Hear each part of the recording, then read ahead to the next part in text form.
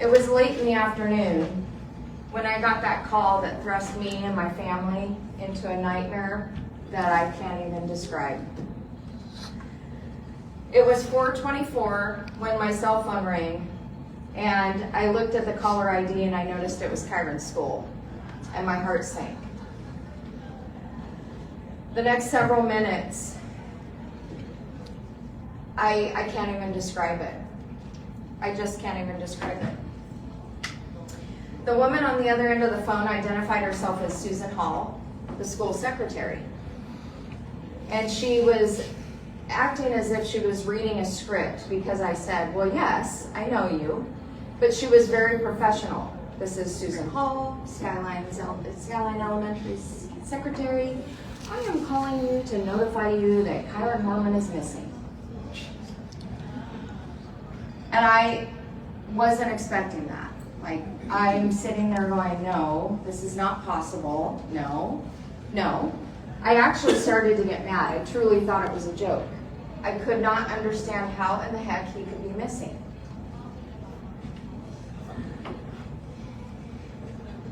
She notified me that Multnomah County Sheriff's Office was there and that they were following a plan, that they had a protocol, and that I was to be notified.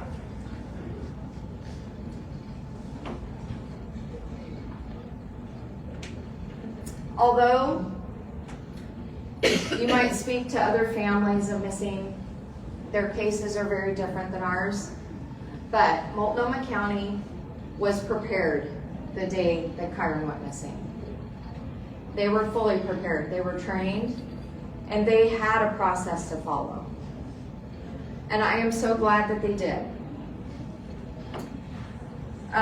They immediately called in so many agencies, even Southern Oregon's finest. I was so grateful to have what I felt like was my family of blue there helping to find Kyron. The person that knew Kyron, right? They knew who he was. And they were there helping us search.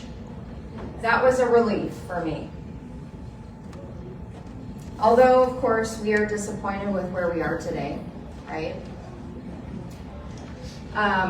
It's just, well, it's due to one person, but it is where we are. It's not due to the mishandling of Kyron's case or the efforts that we've seen from law enforcement. You know, I wasn't prepared for that moment, for that phone call. There's just not a plan or a protocol for families or parents to go by. We all are just navigating this on our own. There were days that if Tony didn't tell me, hey, you gotta take a shower, it just wasn't gonna happen. It didn't factor into the priorities, you know? I didn't want to do my hair. I didn't care. I just wanted to search to exhaustion to find my son. I didn't care that I wasn't sleeping. I didn't care that I wasn't eating. I didn't care. It was all beside the point. And truly, in my mind, I just wanted to die if we didn't have Kyron, right?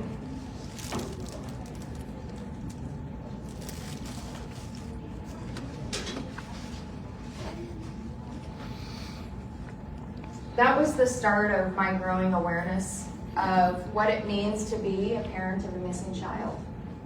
I started learning things. I was absorbing all of it. I was talking to people. I was networking. I was trying to figure out what can we do for Kyron? What's the next thing we're going to work on? I need to be focused, right? In the very beginning, starting with the 911 call, the sergeant at Portland Police Bureau didn't actually know who would be case agent and who would be primary on the investigation. But he knew that this was a 7-year-old child and we were already 6 hours behind. So that sergeant called out everyone regardless of all the particulars and the mechanics behind the scene, right? He called out every single person. And I applaud him for pushing the big red button and knowing that it was the right thing to do, because that helped us. Although we were 6 hours behind, it did help that he activated right away. As you saw in the video, Skyline Elementary is in a uniquely rural area. There were many challenges with that, right? When it came to searching. We also had to look at old floor plans because Kyron School has tunnels under it. A lot of people don't know that. That Skyline Elementary area is very rural and very agricultural. So you have, the tall buildings and stuff in downtown Portland. You have hustle bustle, people everywhere. And then you just drive a little bit further and you're literally in the country. You know everybody.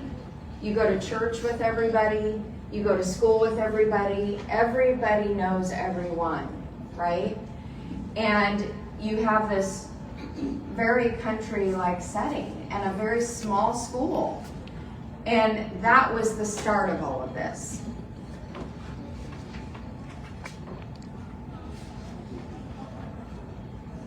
As you drive out Cornelius Pass Road, which is the last road as you get to Kyron School, you know that you're almost to a school because you see the sign, Skyline Boulevard, 250 feet. As I came up on that sign, as I had so many times before, right? Driving through for soccer, cross-country, track, all the events that I attended for my kids, that sign was huge to me that night.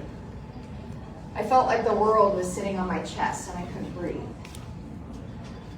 I just couldn't fathom what was happening.